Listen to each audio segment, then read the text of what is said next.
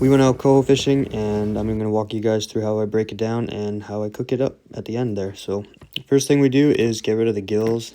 Get rid of the gills because I'm going to keep the head and basically every little piece of this fish to make some broth. So the first thing is you go behind the neck, and this knife is super dull, as you will see. I'm sure it'll pain some of you guys, but you go down, follow the spine, cut a hole in it. It makes it easier to pick up and all that.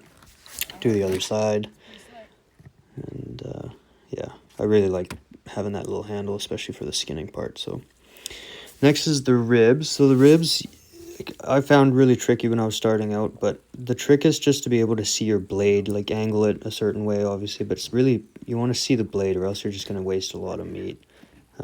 Not that it matters too much because we actually keep this and we're going to boil that as well. So if we don't eat it, the dog will, regardless.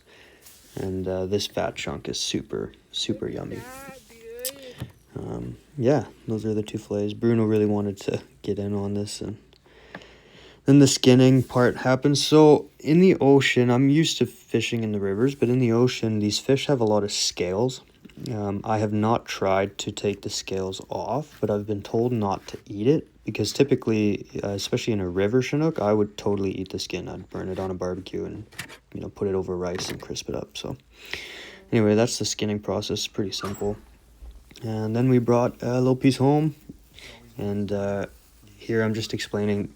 The fish is done when you see a crack, and not too many cracks. Like, I'd take it out right on the first crack, and I think that just kind of makes it so it's still wet, but it's still cooked all the way through. So, and now we're just going to plate it up on some rice and add some secret sauce and toppings, and that is the meal.